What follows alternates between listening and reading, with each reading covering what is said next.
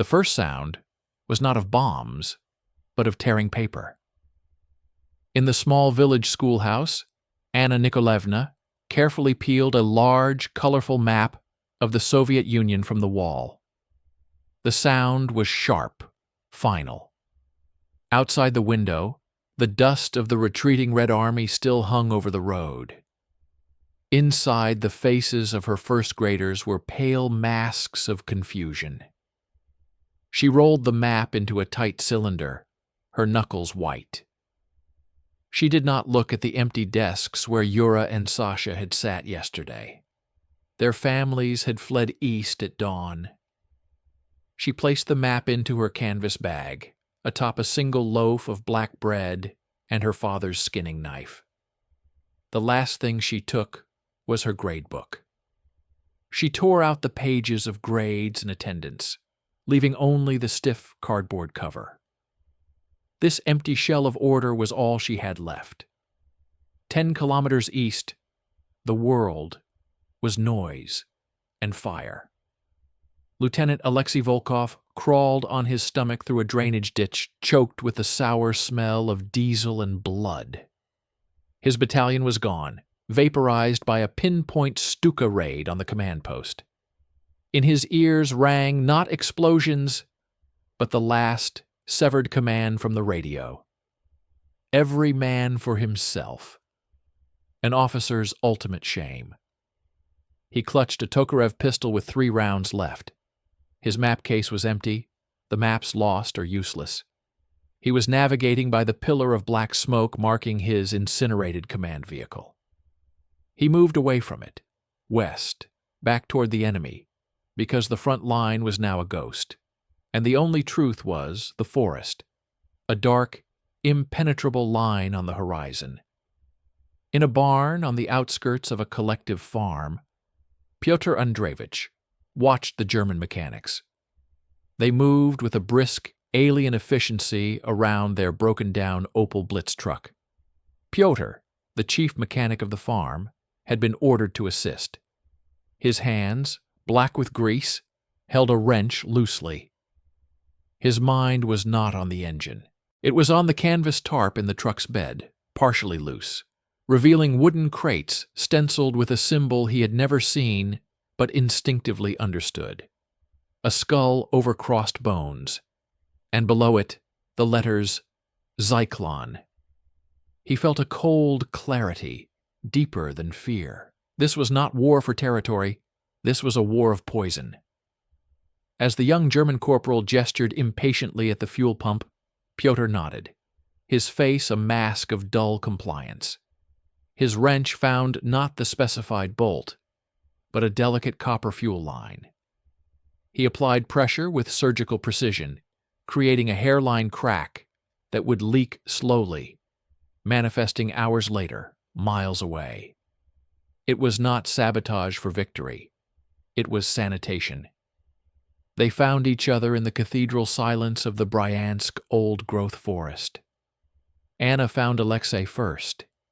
He was more dead than alive, curled in the hollow of a giant oak, his uniform a tapestry of mud and dried blood. He did not point his pistol at her. He lacked the strength to lift it. She saw the officer's insignia on his torn tunic. Without a word, she broke off a piece of her bread, soaked it in water from her canteen, and placed it in his mouth, as if feeding a wounded bird. Her touch was clinical, a teacher's touch. He chewed, his eyes focusing on her face, then on the canvas bag with the map case protruding. Pyotr found them both 2 days later. He was not wandering. He was hunting the hunters. He had seen the distant smoke of Anna's tiny, carefully shielded fire. He observed from the cover of ferns for half a day, a shadow among shadows, confirming they were not a German trap. He saw the officers' disciplined perimeter checks, the woman's methodical organization of their meager camp. He stepped into the clearing holding not a weapon, but a skinned rabbit. "Your fire is too high at noon," he stated flatly, his voice a low rumble. Smoke catches the light. You might as well send a telegram. They were not a unit. They were a malfunction, a gathering of broken parts from different machines. Alexei represented shattered command. Anna represented shattered normalcy. Pyotr represented shattered labor. Their first council of war was held in whispers. Pyotr reported the German field kitchen, a logistical node at a crossroads 2 kilometers south. 2 guards. Regular schedule. Alexei immediately began formulating a tactical plan. Diversion, flanking, neutralization. Anna listened, then opened her empty gradebook. With a charcoal stick, she began to draw not troop movements, but a map of the area, marking the kitchen, the roads, the patrol patterns she had observed from the forest's edge. She was drawing a lesson plan for survival. The attack was not heroic. It was an ugly, intimate act of dentistry, pulling a rotten tooth from the mouth of the war. At dusk, Alexei put on his tattered officer's tunic. He smeared fresh mud on his face, not for camouflage, but for effect. He stumbled into the open near the crossroads, a perfect caricature of a broken, fleeing Soviet officer, moaning in pain. The 2 German guards, bored and contemptuous, lowered their rifles and moved toward him, laughing. As they passed a thicket of young pines, Pyotr emerged. He did not use a knife or a gun. He used a heavy, short-handled sledgehammer from his tool roll. The first strike was to the base of the skull of the trailing guard, a sickening, wet thud.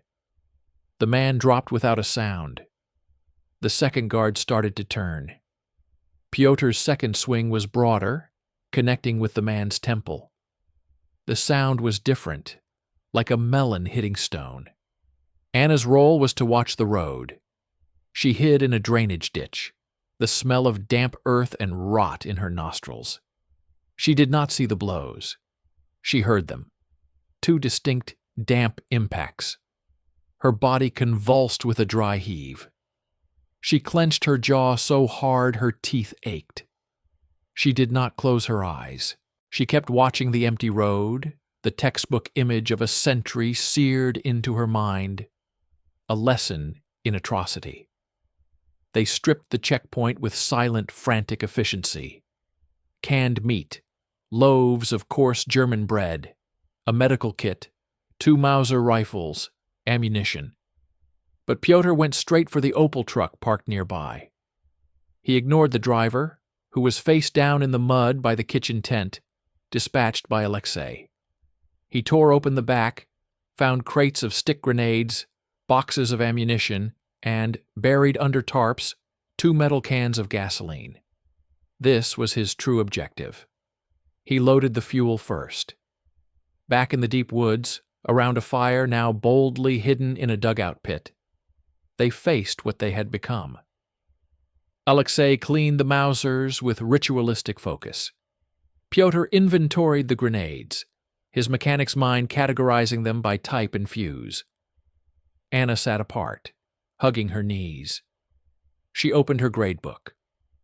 On the page opposite her charcoal map, she began to write, her hand trembling at first, then steadying.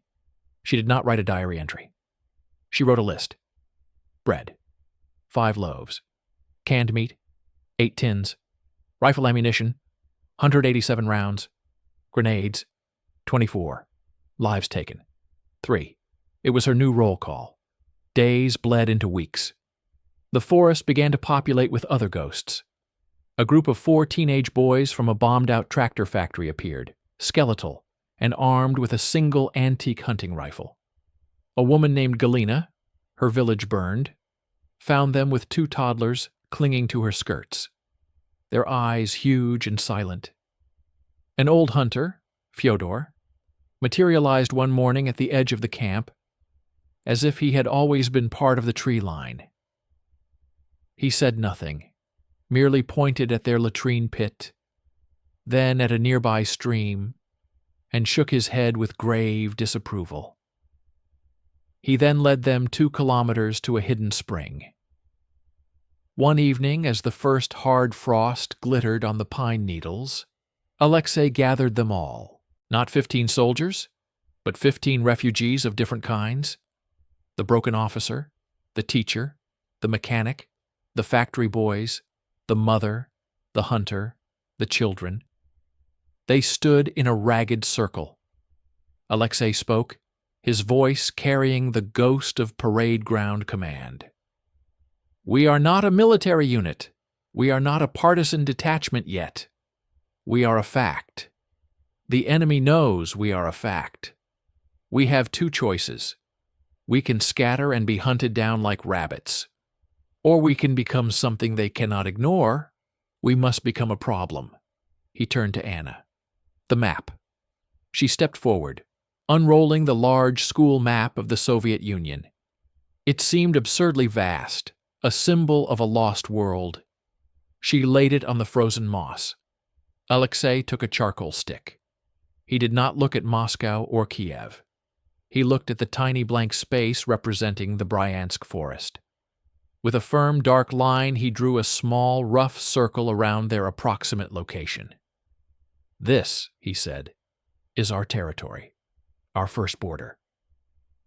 Pyotr stepped up.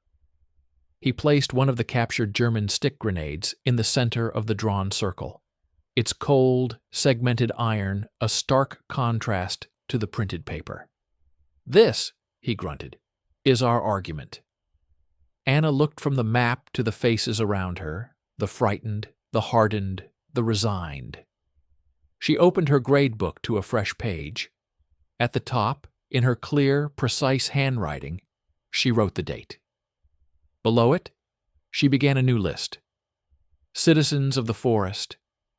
She started with their names. The first, fragile seed of the Republic had not just been planted. It had, with grim necessity, already put down bloody roots. The fight for survival was over. The war for their piece of the world had just begun. The winter of 1941 was a sculptor of brutal clarity. It carved away the soft edges of hope and exposed the bare skeleton of their situation. The forest, once a shelter, became a crystalline prison of ice and silence. Frost painted the insides of their dugouts. Hunger was a third, constant occupant in every earth-walled hole.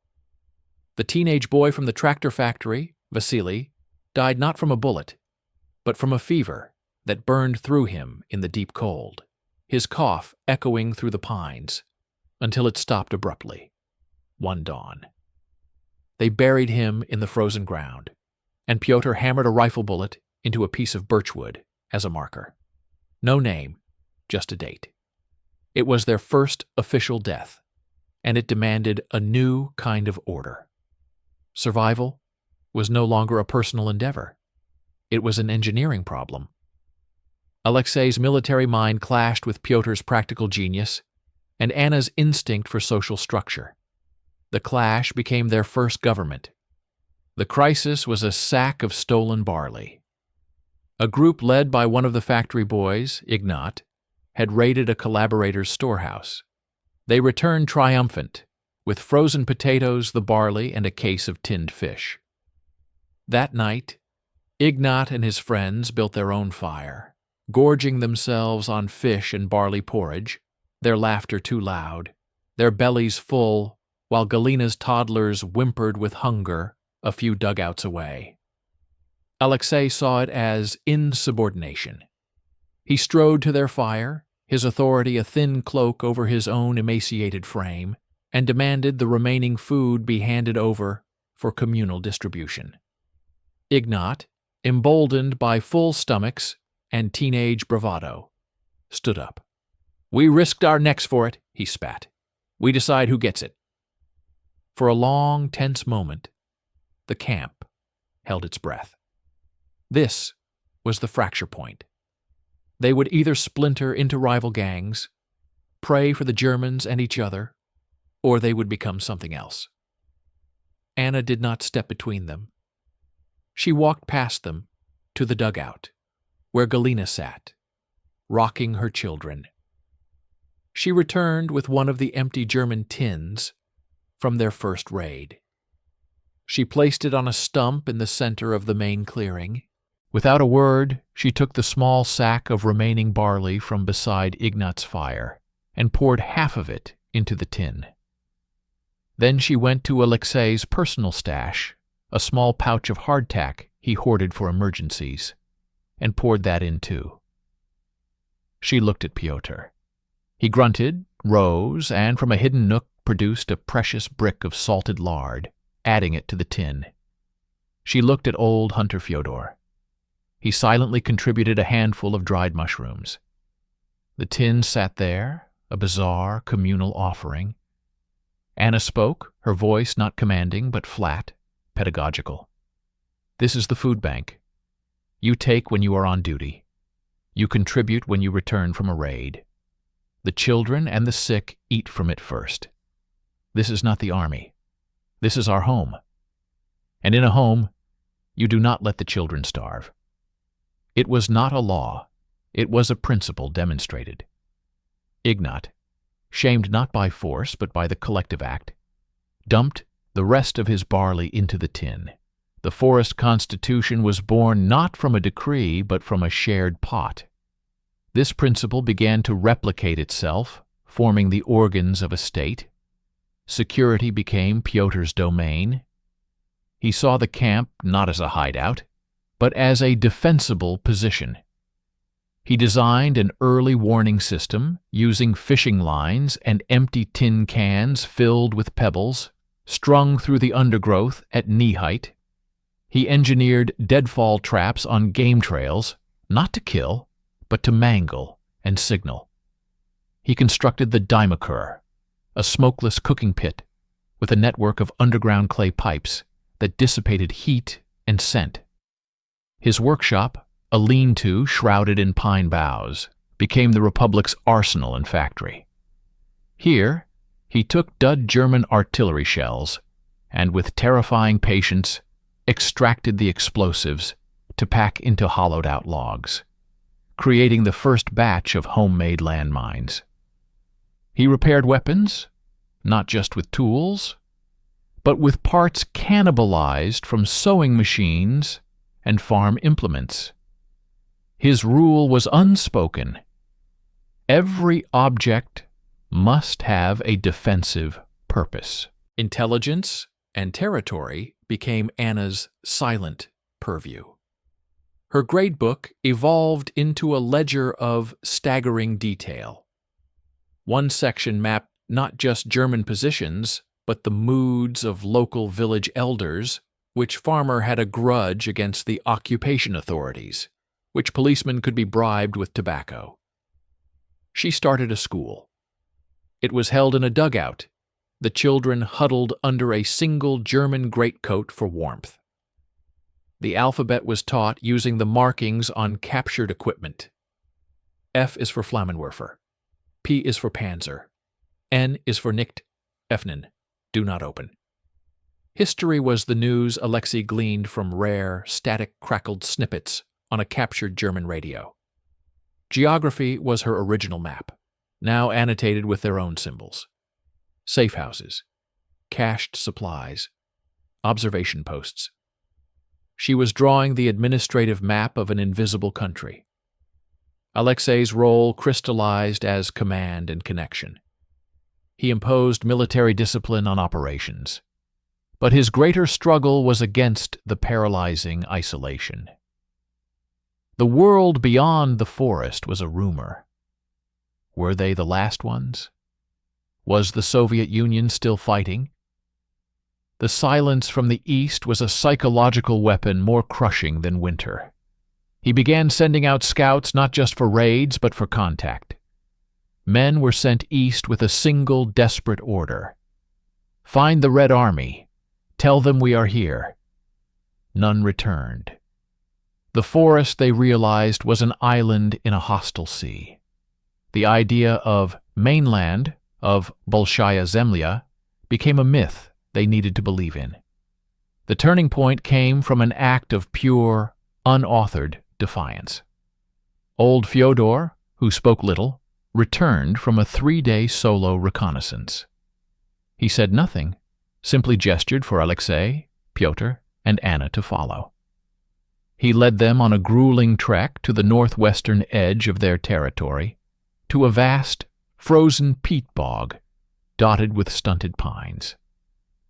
In the center, hidden by ridges of snow, was a perfectly flat, clear meadow, perhaps half a kilometer long. The wind howled across it unimpeded. Alexei frowned, seeing only exposure. A killing field. We avoid places like this. Pyotr, however, dropped to a knee, scraping away the snow with his hand. He examined the frozen grass, the lie of the land. He looked at the sky, then back at the meadow. A slow, almost imperceptible smile touched his cracked lips. No, he rumbled. Not a killing field, an airfield. The word hung in the frozen air. An airfield. It was an idea so audacious it bordered on madness.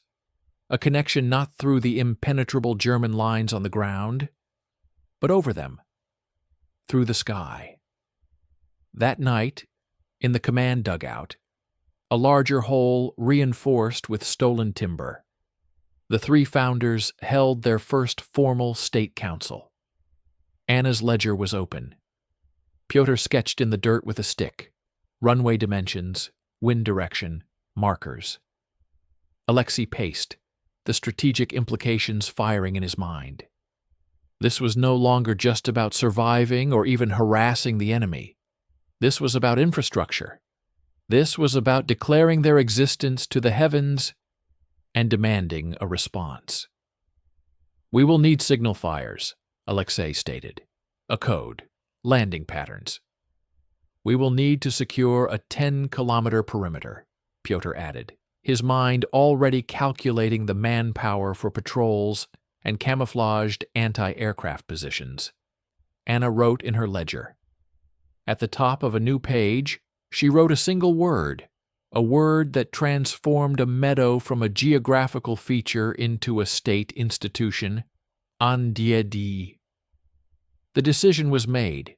They would build it not because they had a plane, but because building it was an act of faith in their own future. It was a declaration that their republic was not a temporary camp, but a permanent entity, worthy of an embassy in the sky. The following weeks became a frenzy of clandestine labor. By day, the meadow remained untouched, a silent white plain.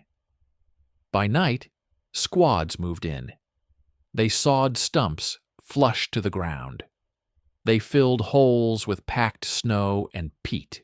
They marked the edges with white cloth strips tied to bushes, invisible from above. Pyotr designed and built the signal fire system. Iron baskets filled with pine pitch and tar-soaked rags, hidden in pits, ready to be ignited in specific configurations to guide a pilot in the pitch black. They were building a cathedral to hope, and its first service would be an arrival. They did not know who or what would come. They only knew they had to be ready. The Republic had drafted its constitution. Now it was building its port. The border of their world was no longer just a line on Anna's map. It was reaching impossibly for the clouds. The airfield was a silent prayer etched into the frozen earth. A question mark pointed at the indifferent, star-choked sky. For weeks, it received only snow and the mournful cries of crows. The act of building it had forged a new, brittle hope, and now the weight of that hope threatened to snap them. Doubt was a colder enemy than the Germans. Alexei's scouts continued to vanish into the white vastness to the east, swallowed by the silence. Each non-return was a verdict. You are alone.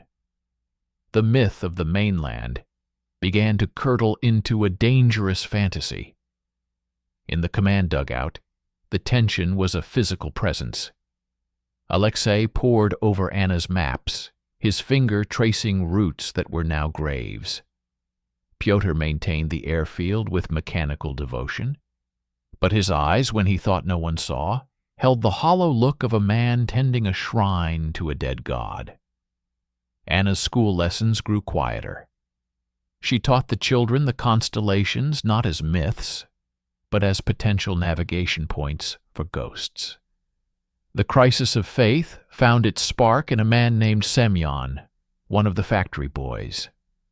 Gaunt and feverish with despair, he stood up during a nightly stew distribution.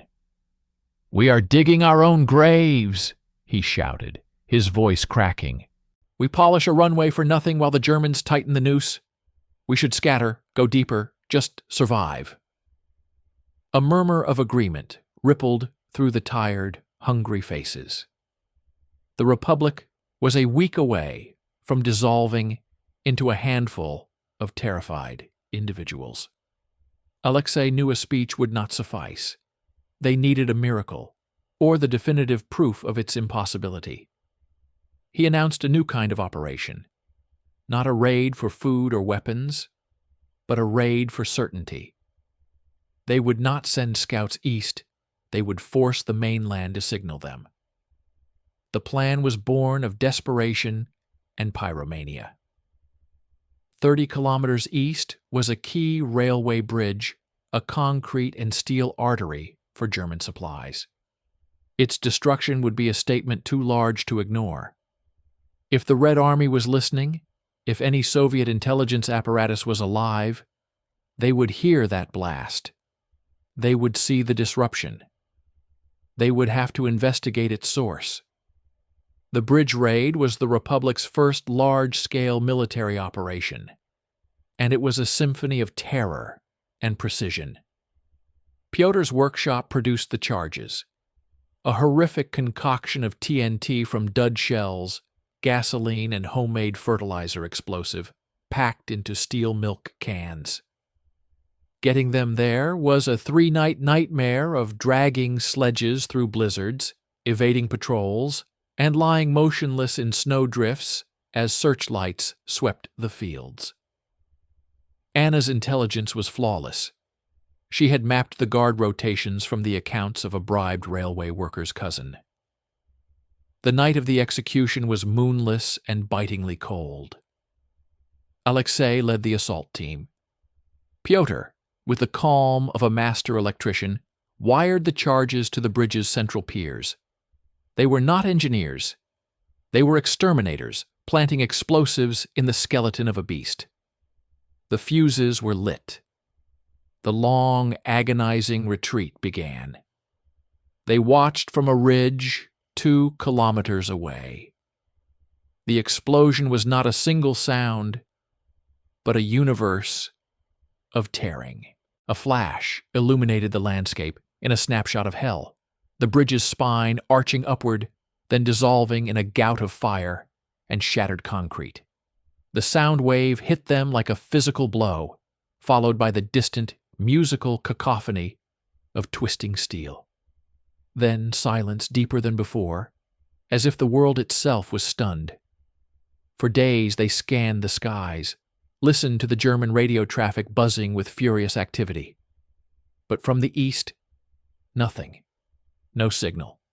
No response. Semyon's hollow eyes seemed to say, "I told you so." The despair was complete. Then, on the 5th night, the miracle arrived, not with a bang, but with a whisper. Old Fyodor was on airfield watch. His ears, tuned to the forest for 60 years, caught a sound that did not belong. A faint, mosquito-like hum from the east, growing imperceptibly. He did not move.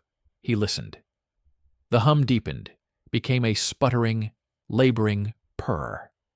It was the sound of a small, straining engine, a Soviet engine. He scrambled to the signal pit and ignited the first set of pitch baskets. 3 fires in a straight line, the code for "Land here, friend." The flames roared to life, painting the meadow in a hellish, dancing orange. From the blackness emerged a shape so fragile it seemed impossible it had crossed a front.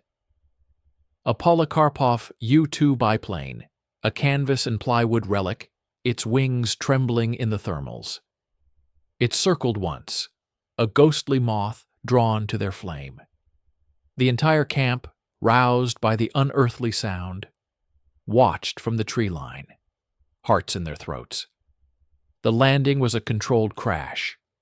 The little plane bounced on the rough frozen surface, slewed sideways, and came to a shuddering halt. The canopy slid back. 2 figures emerged. The pilot was a young woman in an oversized flight jacket, her face smudged with oil and cold. The passenger was a compact, middle-aged man with a leather case clutched to his chest like a newborn. Alexei, Pyotr, and Anna approached. The man saluted, not with military crispness, but with the solemnity of a diplomat crossing a wasteland. Lieutenant Colonel Grigoriev, Red Army Intelligence, he said, his voice hoarse from the cold and the engine noise. We heard your calling card. He gestured vaguely eastward, toward the destroyed bridge. The pilot, introducing herself simply as Lieutenant Valeria, was already checking her aircraft, her hands moving over the struts and wires with proprietary concern. She had flown through 100 kilometers of enemy airspace, navigating by dead reckoning and nerve, in a plane that offered no protection but silence and slow speed. In the command dugout, Grigoriev's case was opened. It did not contain gold or powerful weapons. Its contents were more valuable: a new, powerful radio set with a hand-crank generator and a fresh battery.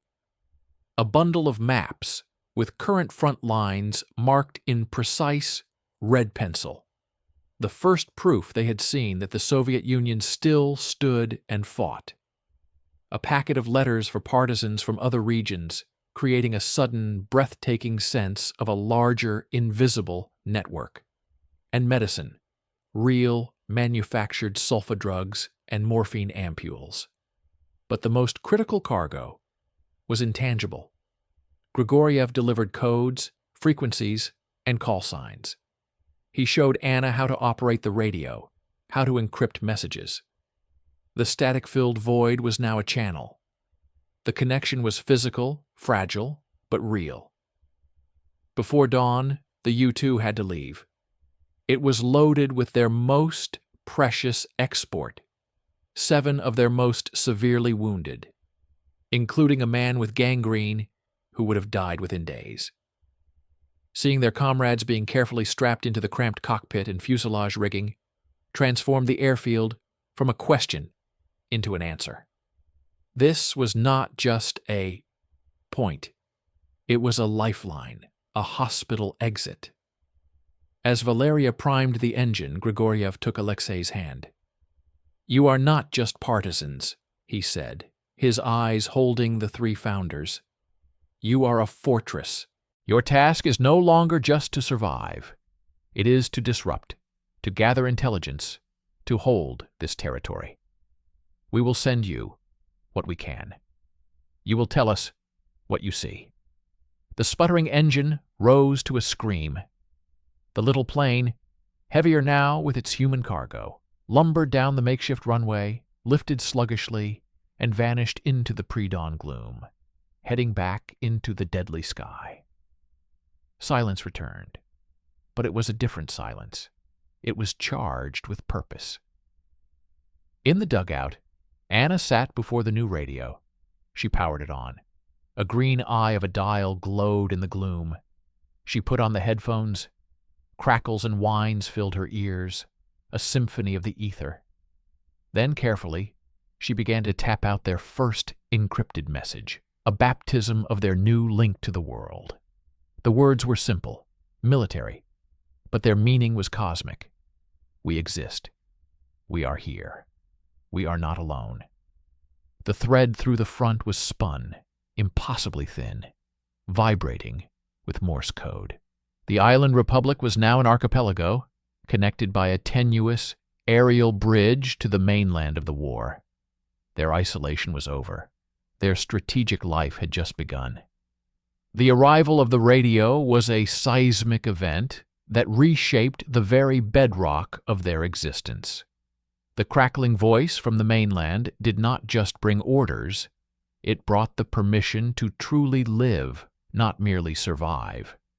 The forest was no longer a hideout. It was a territory to be governed, a society to be built. The summer of 1942 became their season of creation, a defiant bloom of normalcy in the poisoned soil of war. Anna's school was the first organ of this new state to beat with a steady rhythm. It moved from a gloomy dugout to a purpose-built zemlyanka, a half-buried log hut with a sod roof from which wildflowers sprouted. The ceiling was so low adults had to stoop, but for the children, it was a cavern of wonder. She had no primers, no textbooks. Her tools were the spoils of war. She taught arithmetic using German rifle cartridges, adding and subtracting brass casings. Geography was her original, now heavily annotated, school map, upon which the children watched as she drew new, tiny red flags, marking partisan successes reported over the radio. History was current events, dictated by Alexei from the latest encrypted messages. The defense of Sevastopol, the fighting in the Caucasus. The children learned to read from the labels on canned goods and the stencils on ammunition boxes. Zucker, Achtung Minen, für die Front. Their literacy was forged in the language of the enemy. The most important lesson was taught in silence. Every day, at the start of class, Anna would point to a small, clear space on the dirt wall. This, she explained without explanation, was for the portrait of Comrade Stalin. They had no portrait. The empty space was an exercise in faith and politics, a lesson in the idea of a distant, guiding authority whose face was whatever they imagined. The hospital evolved from a first aid post into a subterranean clinic of startling efficiency. Under the direction of a former veterinary assistant named Ksenia, who discovered a chilling aptitude for battlefield surgery, it expanded into a network of 3 connected earth rooms. The operating theater was lit by mirrored reflectors, funneling daylight down narrow shafts. The instruments were sterilized in a converted German mess tin over a flame. Anesthesia was a leather strap to bite on and swigs of stolen schnapps. But they had real morphine now, and sulfa powder, gifts from the sky. The wounded no longer just died in silence. They screamed under amateur knives and often lived. The hospital's true power was psychological. To see a man with a gut wound carried in and, weeks later, emerge pale but walking, was a testament to the Republic's permanence. It declared, here life fights for life. But the heart of their civil society, its nervous system, was the newspaper. It began as a single, laboriously typed sheet on a captured German typewriter, its letters faint and uneven. Anna was its editor, but its scribe was a quiet, myopic man named Liev, a former printer from Oriel, who had fled with a case of dwindling ink and a fanatical devotion to the truth. The Forest Word was its name. It reported not propaganda, but facts. The weather forecast for the coming week, crucial for airfield operations. The successful derailment of a troop train near Dyatkovo, written by Pyotr in terse technical detail. A call for contributions of cloth for bandages. A notice honoring the hunter Fyodor for identifying 3 new edible mushroom species. It published letters from the people, a request to settle a dispute over a stolen axe, a poem written by one of the factory boys for a nurse. It was the mirror in which the Republic saw its own face, messy, determined, and alive. The printing process was a ritual. The typewriter's clacking was a sound of civilization. The single carbon copy was read aloud at nightly gatherings, its words passed from mouth to mouth, until every soul in the forest knew its contents. It was their shared story, written in real time. Pyotr's domain, the workshop, became the Ministry of Industry. It was a cacophonous, dangerous cave of innovation. A captured German motorcycle, stripped of its wheels, powered a grinding stone. A bicycle frame was rigged to charge radio batteries. But his masterpiece was the tannery. Using methods gleaned from an ancient hunter's memory and chemicals pilfered from a German supply dump, he found a way to treat animal hides and even the leather from German uniforms. From this, they produced boots that did not disintegrate, harnesses for their supply horses, and holsters for their weapons. It was a revolution in self-sufficiency. Every item that transitioned from enemy loot to a product of their own labor was a brick in the wall of their sovereignty. This burgeoning normalcy was guarded by the iron framework of law. The incident with the collaborator was the test case. A local villager, a man named Drozdev, had been caught not just trading with the Germans, but actively identifying families who helped the partisans. He was captured and brought to the camp. The demand from many, especially those who had lost relatives, was swift and brutal. Execution. Alexei could have ordered it. Pyotr would have carried it out without a blink. But Anna saw the dangerous precedent. If they became mere avengers, they were no better than the chaos they fought. She proposed a tribunal, a council of 3, Alexei representing military law, Anna representing civil order, and old Fyodor, chosen as a voice of the timeless morality of the land. The trial was held in the open, before the entire community. Evidence was presented, witness accounts from villagers smuggled in at great risk. Drozdev was allowed to speak in his own defense, a quivering litany of fear and excuses. The deliberation was silent, agonizing. The verdict was not death, but banishment. He was stripped of his warm clothing, given a day's bread, and sent east towards the German lines, with a note pinned to him explaining his crime. It was a colder, more terrifying sentence than a bullet. It was the Republic saying, "We define justice, and it has a shape more complex than revenge." The message radiated through the villages. Here, there is law. The culmination of this season of building was a silent, collective ceremony. It happened on the first anniversary of their first raid, the assault on the field kitchen. There was no speech. By unspoken agreement, the entire community gathered at the airfield at dusk. Anna brought the original, empty gradebook, now filled with lists of names, supplies, and maps. Pyotr brought a perfectly machined bolt from his workshop, a piece of useless precision that represented his ethos of order.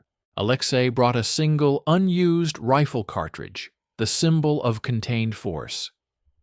They walked to the edge of the meadow, to a large, solitary pine. At its base, they buried the items in a sealed metal canister taken from a German gas mask container. It was not a time capsule for the future. It was a foundation stone for the present. They were not marking a memory. They were consecrating their ongoing reality. As they walked back to the forest, the sounds of the Republic followed them.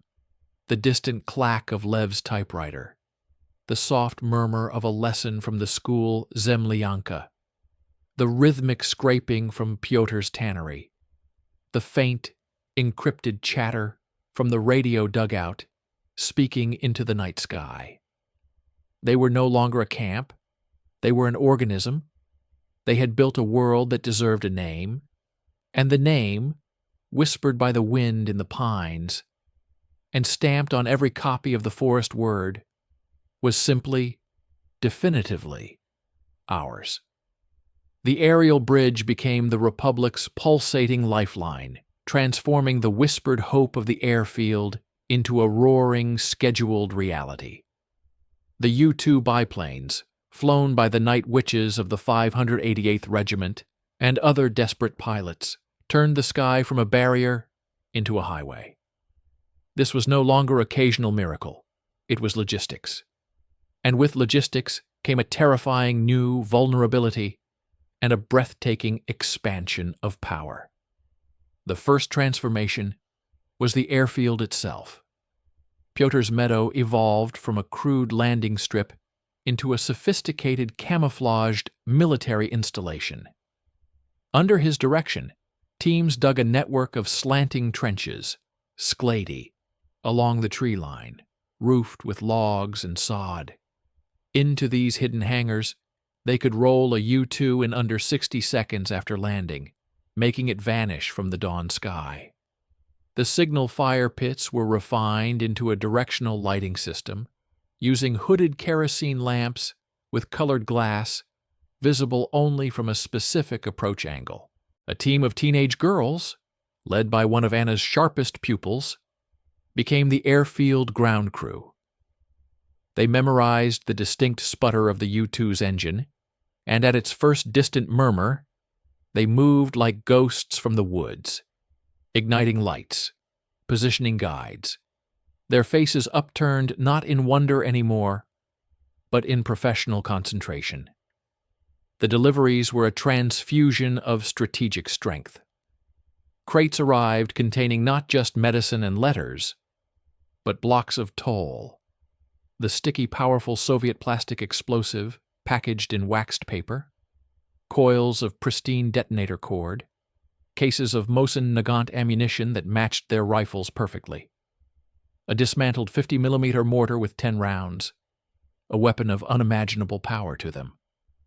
One crate, marked with particular reverence, contained a fresh battery for their radio and a stack of gramophone records. The records were of Shostakovich's 7th Symphony, broadcast from besieged Leningrad. The music, when played on a wind-up gramophone in the command dugout, was a weapon of a different kind. It was the soul of the mainland, pressed into shellac and delivered through flak. But the most critical cargo was human. The flights brought specialists, a wiry, silent Red Army explosives expert who simply nodded at Pyotr's workshop and within a week had tripled their bomb-making efficiency and safety. A political commissar, named Victor, whose task was not to command, but to listen, to report their morale and needs back to Moscow, making their struggle a line item in the Kremlin's strategic plans. The return flights carried the Republic's most precious exports. The wounded, prioritized with clinical ruthlessness by Senia, were strapped into the makeshift fuselage rigging. But also bundles of the forest word, intelligence reports in Anna's meticulous hand, detailing German unit movements, railway schedules, and the mood in the occupied villages. And children. The decision was the most agonizing of their new governance. Galina's 2 toddlers and 5 others from the camp, those too young to endure the coming winter or the constant threat of extermination. Anna had to convince the mothers, her arguments stark and terrible. Here, they are a liability to all and a target. There, they can be children. The night the first child was handed up to the pilot Valeria, the entire camp stood in the tree line, mute. The mother's silent, shuddering sob was a sound more desolate than any bombardment. It was the sound of the Republic sacrificing a piece of its heart for its own future. This rhythm of arrival and departure birthed a new, surreal normalcy. Alexei's command meetings now included calculations of moon phases and cloud cover, as crucial as troop strength. The The radio schedule was sacred. At precisely 0100 hours, Anna would don the headphones, her face lit by the dial's green glow, and tap out their status report. The confirmation crackle from the mainland was their nightly benediction. The strategic impact was immediate and devastating. They were no longer reacting. They were executing coordinated campaigns. An encrypted order would arrive. Disrupt rail traffic on the Bryansk-Gomel line between 14th-18th. It was not a suggestion. It was a task from the General Staff. Alexei, Pyotr, and the explosives expert would huddle over maps. Pyotr's workshop would produce a specific number of derailment charges. Anna's network of village contacts would provide last-minute train compositions. Teams would deploy with the precision of a surgical strike, vanish, and the distant, satisfying thunder would echo through the night. A week later, a new message would acknowledge their success and assign a new target. They had become a remote, devastatingly effective instrument of the Red Army, a phantom limb that could strangle supply lines hundreds of kilometers behind the front. The vulnerability of this power manifested on a night of freezing fog. A German night fighter, drawn by the anomalous traffic or a traitor's whisper, found them. The U-2 was on its final approach, its engine a tired whine, when from the blackness above came the tearing cloth sound of automatic cannon fire. Tracer rounds, impossibly bright, stitched the sky, missing the biplane but setting the meadow grass aflame. Panic was instant and lethal. A ground crew girl, running to douse a signal lamp, was cut down by a second strafing run. It was Pyotr who saved the airfield. He did not run for cover. He sprinted to a concealed pit where he had mounted a salvaged German MG-34 machine gun on a makeshift anti-aircraft pivot. He had built it on a paranoid instinct, never truly believing it would be used. He fired not at the fighter, a futile gesture, but into the pre-designated points in the tree line where teams were stationed. They were signal shots. In response from a dozen locations, partisans ignited bonfires doused in wet leaves and rubber, creating a sudden, blinding wall of thick, acrid smoke that rolled across the meadow, swallowing the landing U-2 and obscuring the entire area. The German pilot, robbed of his target, circled once and vanished. The cost was one life and a scorched field. The lesson was etched in fire and smoke.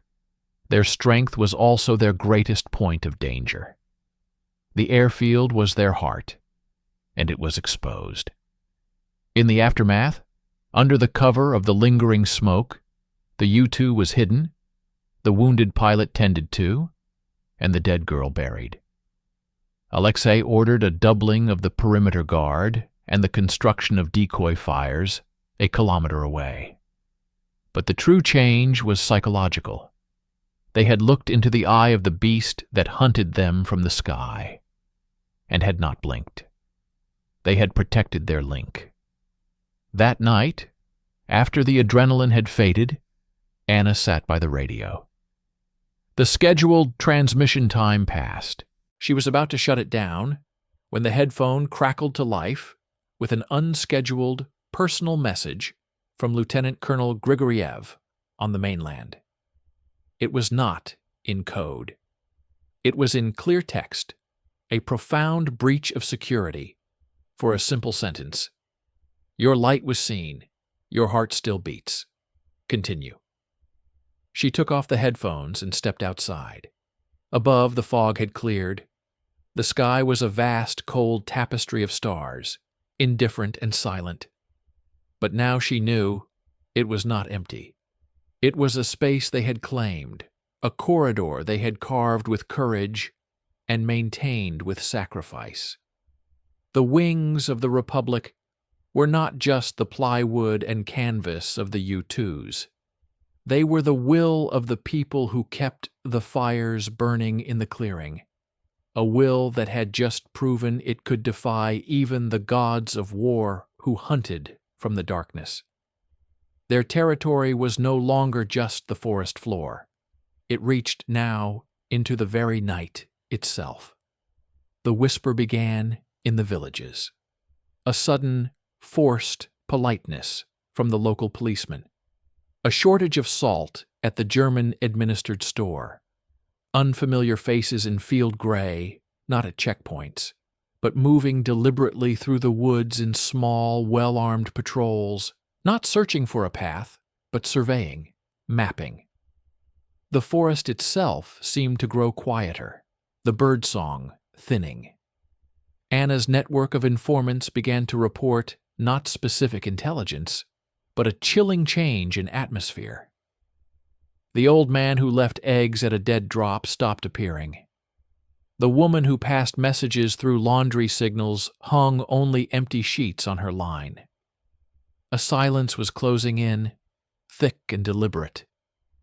The first concrete proof came from the sky, not in the form of a friendly U-2, but from the deep, throbbing drone of a Focke-Wulf reconnaissance plane.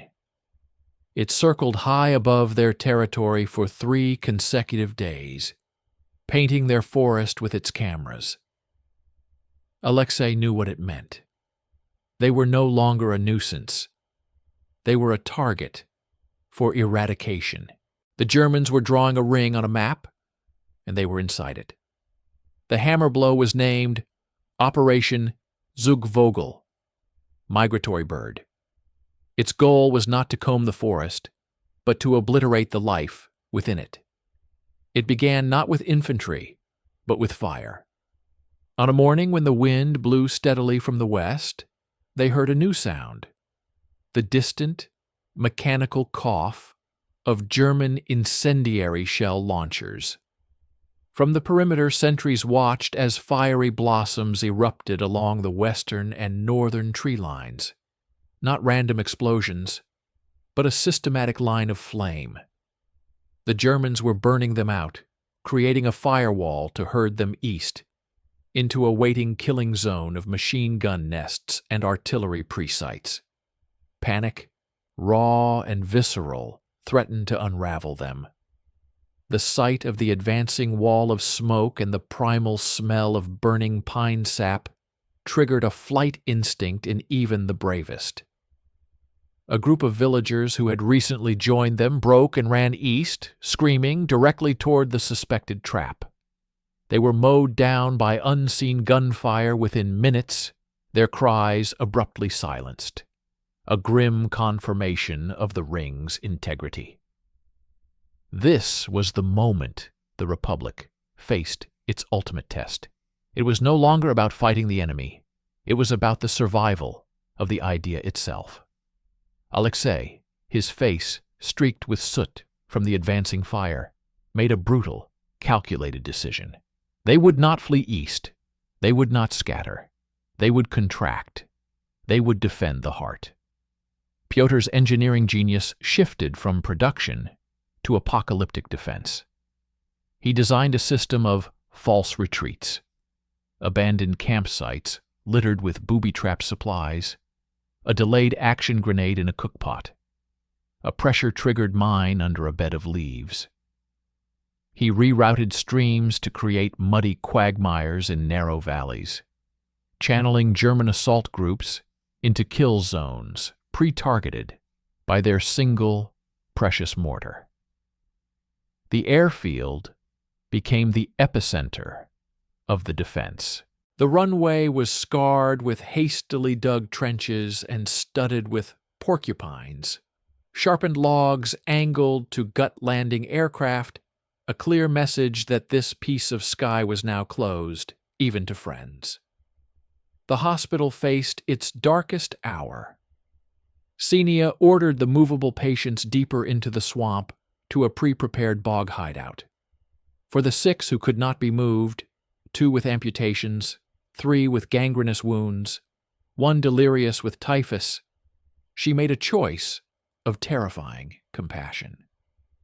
She injected them with the last of the morphine, not to kill, but to render them silent and still. She and 2 orderlies camouflaged the dugout entrance with sod and branches, transforming it into a patch of unremarkable forest floor. They then hid in a nearby foxhole, listening as German boots crunched past the breathing earth that concealed their comrades. The school was burned. Anna watched from a distance as the flames consumed the Zemlyanka, the roof of wildflowers vanishing in a puff of smoke. She clutched the only thing she had saved, the metal canister containing their foundation stone and the ledger. The rest, the map, the children's charcoal drawings, the typed issues of the Forest Word, fed the fire. It was not a defeat, but a calculated sacrifice. The evidence of their civilization had to disappear, leaving only the animal will to survive. The battle was not a single clash, but a week-long descent into a green hell. German Jaeger battalions, experts in forest combat, pushed inwards. Firefights erupted in the misty dawn, brief, savage exchanges of gunfire from behind ancient oaks, then retreat. The partisans fought not to hold ground, but to inflict pain and buy time. They used the forest as a living weapon. Snipers, positioned high in the trees, targeted officers and radio operators. Pit traps, filled with sharpened stakes, claimed silent victims. The Germans responded with overwhelming, indiscriminate force. Mortar shells rained down on suspected positions, not with precision, but with the logic of a sledgehammer. The true horror, however, came from the outside. The ring was not just military, it was psychological. From their hidden positions, partisans with binoculars watched through tears of rage as columns of smoke rose not from the forest, but from the surrounding villages suspected of aiding them. The village of Dubrovka, Anna's own birthplace, was torched.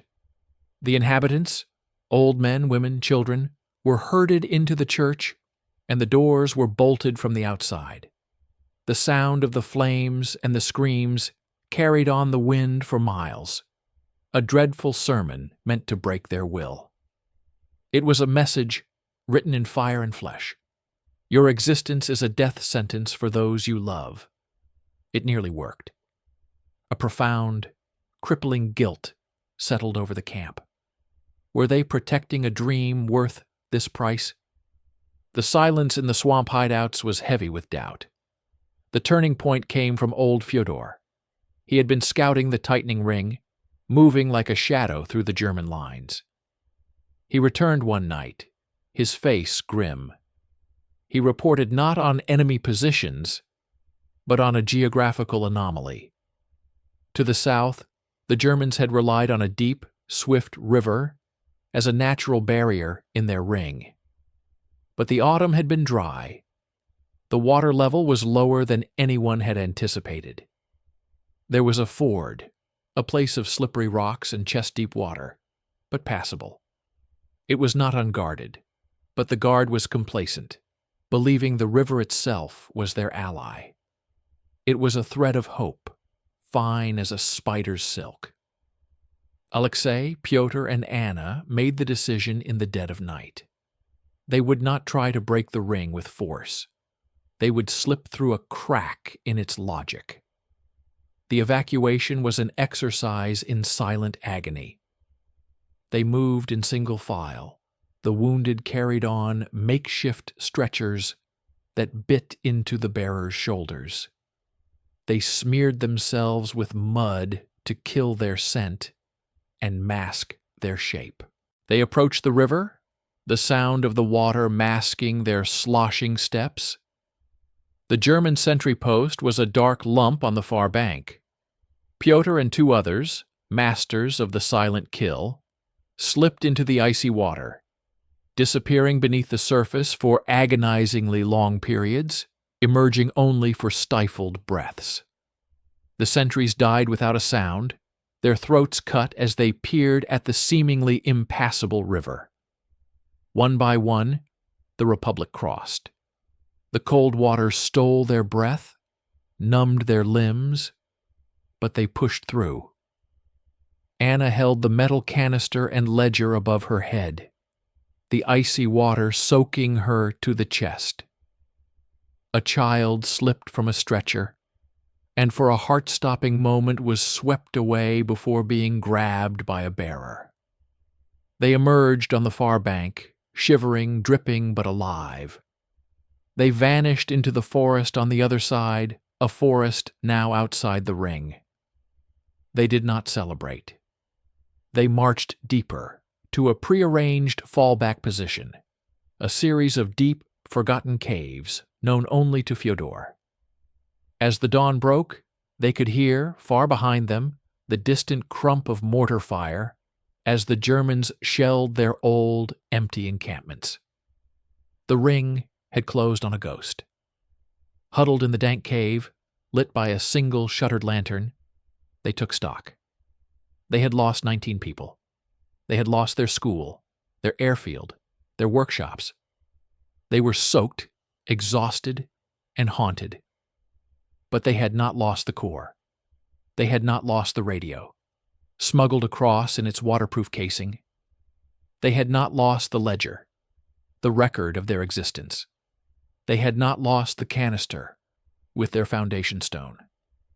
And they had not lost each other.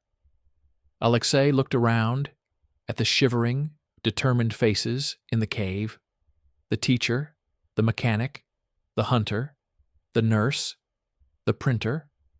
They were no longer just survivors of a burned village or a shattered battalion. They were survivors of an extermination campaign. The ring had failed. The Republic, battered and reduced, was not extinguished. It had moved. Its territory was no longer a place on a map. It was the people themselves. And they were still breathing. The caves were not a home. They were a clenched fist, a raw nerve ending coiled in the damp earth. The air smelled of whetstone, unwashed bodies, and a new, simmering fury. The guilt over the burned villages had calcified into a cold, purpose-driven rage. They were no longer defending a dream. They were sharpening a dagger. The coded radio message from the mainland, arriving like a lightning strike in their subterranean gloom, gave that dagger a specific artery to slash. The operation was called the Rail War. It was not a request. It was a strategic imperative from the Soviet High Command, synchronized across thousands of kilometers of occupied territory. The goal was to paralyze the German rear in support of a massive upcoming offensive at a place called Kursk. To Alexei, holding the flimsy paper with the encrypted orders, it was a moment of transcendent clarity. They were no longer an isolated fortress. They were a cog in the machinery of the entire war. Preparation was a frenetic, silent ballet of vengeance. Pyotr's workshop was reborn in the largest cavern, the clang of metal on stone echoing like a blacksmith's forge in a tomb. The tall explosive from the airdrops was now their most precious material. Under the guidance of the explosives specialist, Pyotr engineered not simple bombs, but sophisticated pressure release charges, designed specifically for railway tracks. They were ugly, efficient things. Blocks of toll molded around detonators, fitted with a trigger mechanism that would ignite when the weight of a locomotive's wheels was suddenly removed. The moment a rail, weakened by a previous explosion, snapped. It created a chain reaction of derailment, turning a single act of sabotage into a cascading disaster. Anna's ledger transformed from a record of community into a battle plan. She mapped every kilometer of track in their region, annotating not just guard posts and patrol schedules, but the structural weaknesses of bridges, the gradients of hills where a derailed train would tumble catastrophically, the locations of water towers and fueling stations that were secondary targets. Her network, battered but not broken after the ring operation, stirred back to life. Messages came from village elders, from railway workers forced to repair the tracks by day, only to whisper their vulnerabilities by night. The intelligence was not just military, it was intimate. They knew which German commandant was lazy, which stretch of track was inspected by hungover soldiers at dawn. The night of the main offensive arrived, thick with a summer humidity that felt like a held breath. Across the partisan republic, there were no speeches. The squads, now seasoned, grim-faced veterans, checked their gear with ritualistic focus.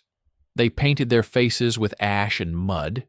They touched the makeshift charms they carried, a bullet, a child's button, a page from the last issue of the Forest Word.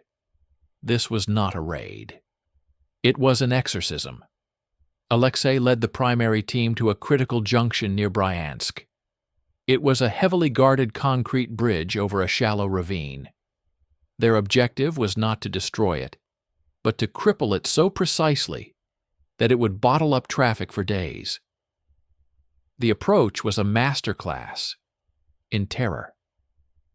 They moved through a drainage culvert that smelled of rot and rats, the water chilling them to the bone. A German sentry stood directly above the grate. They could see the glow of his cigarette ash falling through the rusted iron. They held their breath, motionless, as he urinated into the grate, the hot liquid spattering their motionless forms. The humiliation was fuel. Once he passed, Pyotr and the specialist crawled forward, their bodies smeared with filth, to place the charges on the central support pillars. Elsewhere, the war was more intimate. A two-man team using a tool of Pyotr's invention, a massive, silent bolt cutter forged from truck springs, severed the main track in a forest cutting. They then carefully camouflaged the break with dirt and leaves, a trap for the first locomotive to pass. Another team, led by the ever-silent Hunter Fyodor, placed charges on a steep, downhill gradient. Their goal was not just to derail, but to create an avalanche of twisted metal that would block the line like a surgical scar. Anna's role was coordination and observation. She remained at a hidden forest outpost with the radio, a map spread before her under a hooded lantern. From across the region, coded clicks over the radio signaled when each team was in position. She was the conductor of a silent orchestra. At the precise hour, she sent the final, single-word authorization to all squads. Harvest. The night erupted. The first explosion was the bridge junction.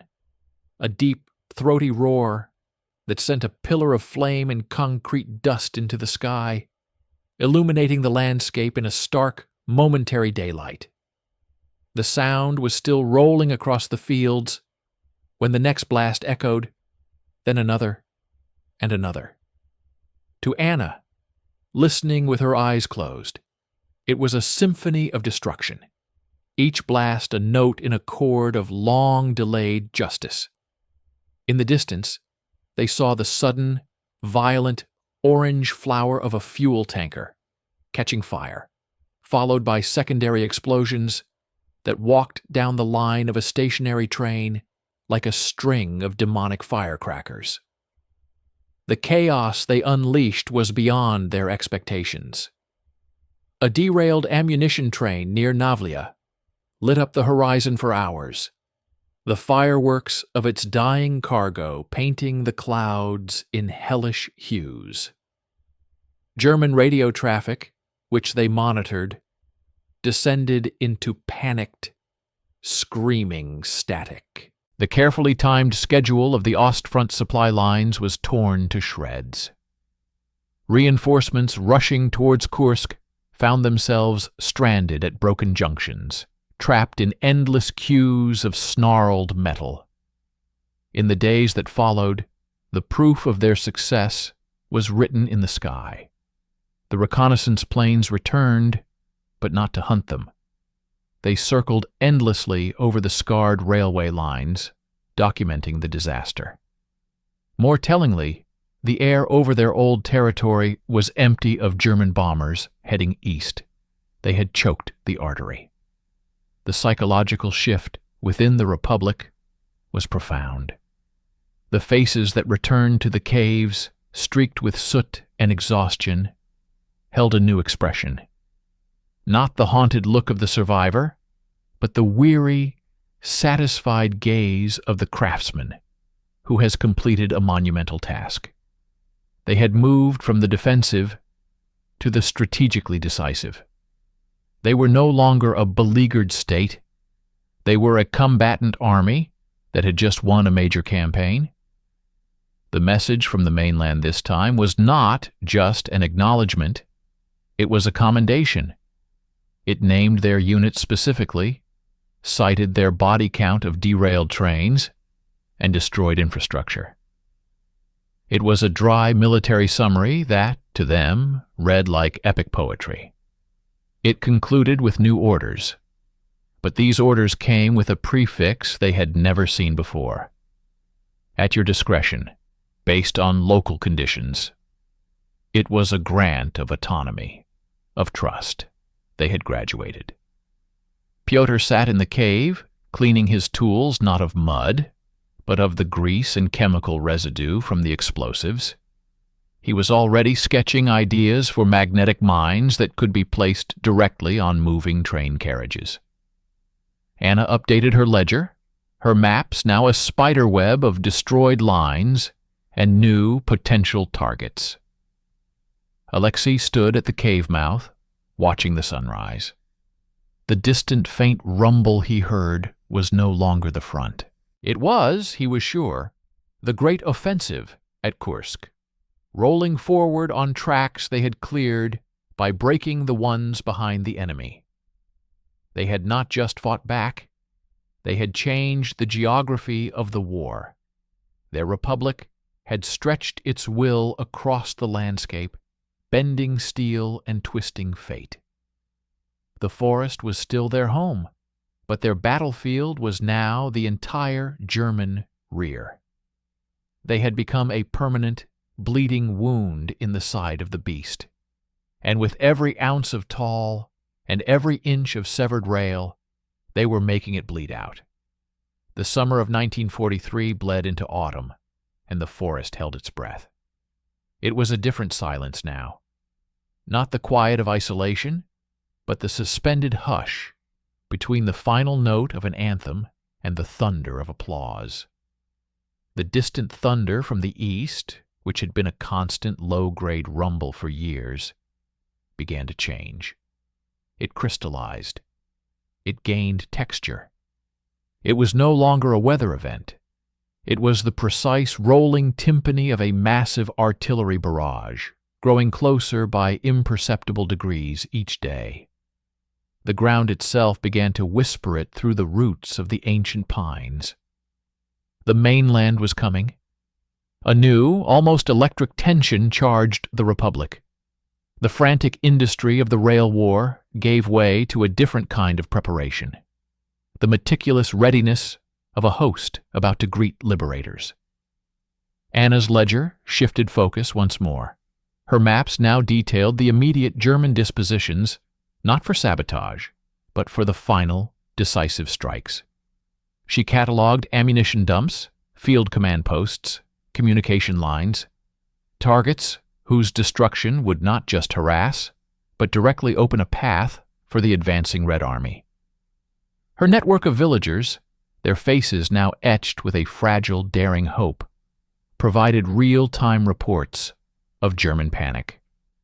Columns of lorries loaded with loot heading west, staff cars burning documents in courtyards, the sullen arrogance of the occupiers replaced by a frantic, brittle urgency. Alexei's command, became an exercise in supreme coordination.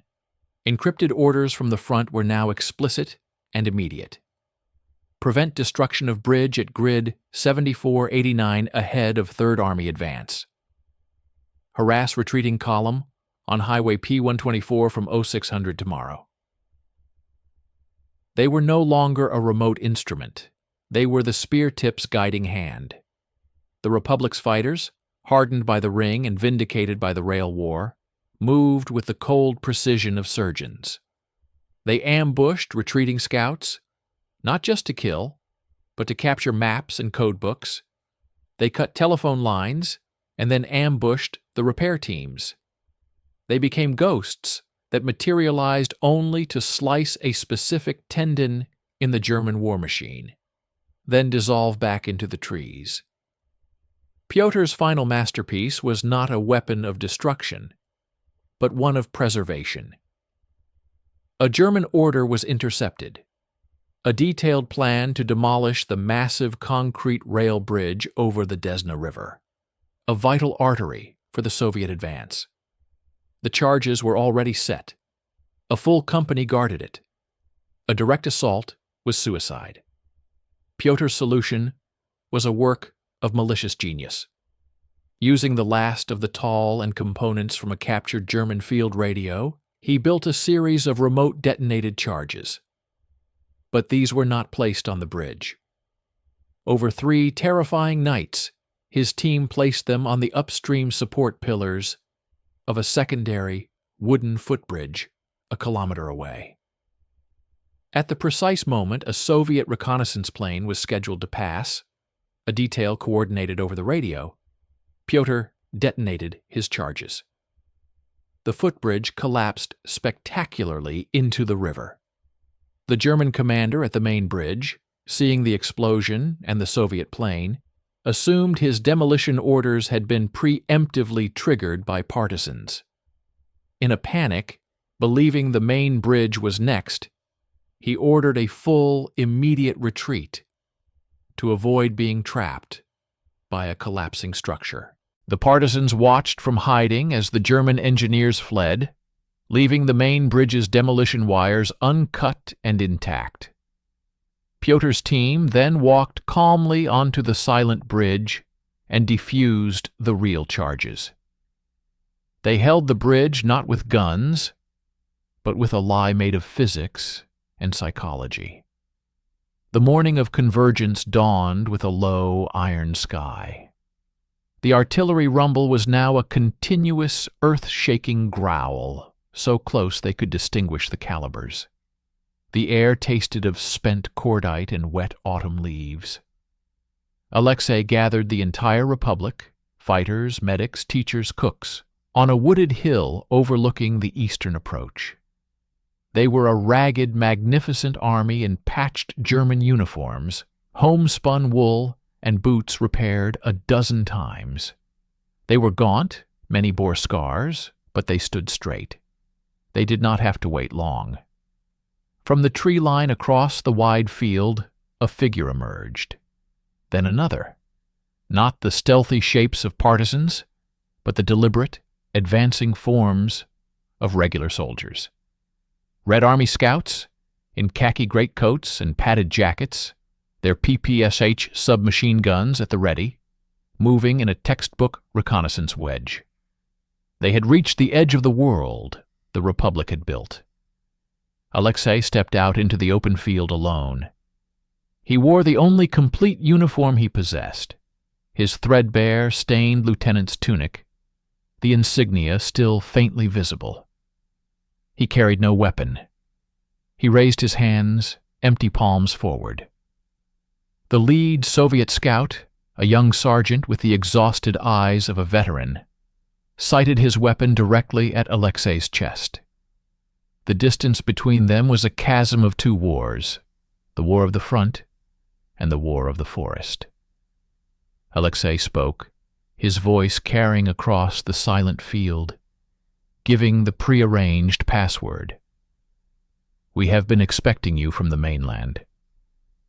The sergeant's weapon did not waver, but his eyes flickered with a monumental disbelief. he gave the response. "The mainland thanks you for holding the light." And then, from the woods behind Alexei, the Republic revealed itself. Not as a charge, but as a procession. They walked out of the pines in small groups. Anna, in her worn-out dress, clutching the metal canister and the ledger to her chest. Pyotr in his grease-stained tunic, his tools on his belt. Ksenia, the nurse, still in her blood-flecked apron. Old Fyodor, leaning on his rifle. The printer Lev, holding a sheaf of the last forest word. The children who had stayed, now quiet and wide-eyed. They formed a ragged line on the hill, a parliament of survival. The Red Army scouts lowered their weapons, their stern faces dissolving into looks of awe, then dawning, reverent understanding. These were not the feral, bearded bandits of German propaganda. These were a people, an institution. The formal link-up was a storm of raw, unchecked emotion. The Stoic Scouts, veterans of 100 bloody assaults, wept unashamedly as they shook the partisans' calloused hands. They shared their military rations, real, factory-made biscuits and tinned beef, and watched in humbled silence as the partisans divided each portion with ritualistic fairness, their hard-won discipline overriding their hunger. Officers arrived, maps in hand. Alexei and Anna spread their own maps beside them. The Soviet officers pointed to their planned axes of advance. Anna pointed to minefields they had mapped, to hidden German strongpoints, to safe passages through the marshes. Their hand-drawn annotations became the official operational intelligence for the front. The final act was one of silent transfer. As the main force of the Red Army, columns of tanks, trucks, and endless lines of infantry began to rumble past their woods, the Republic did not cheer and join the march. They stood and watched. Their war was here. Alexei formally reported to a Red Army colonel, handing over command of the territory, the intelligence, his fighters now absorbed into regular units. Pyotr showed Soviet engineers the hidden workshops, the caches of explosives. Anna handed her ledger to a political officer, a complete archive of their invisible nation. Then, they turned away from the advancing tide.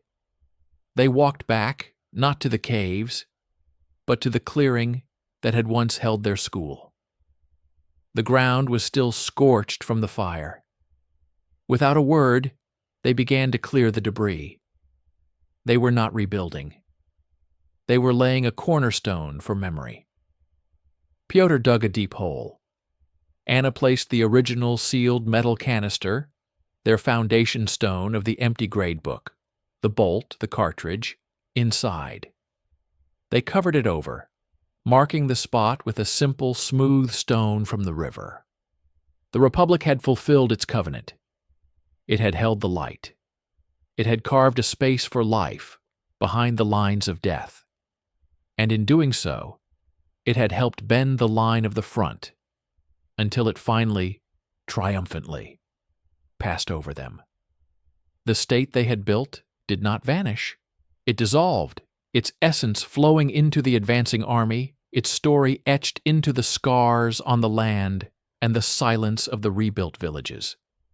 They had been a secret, a rumor, a terror to their enemies. Now they would become a legend. But in that moment, standing on the cleared ground, they were simply citizens, watching the world they had saved march into the future, leaving them in the quiet, enduring peace of the forest that had been their everything.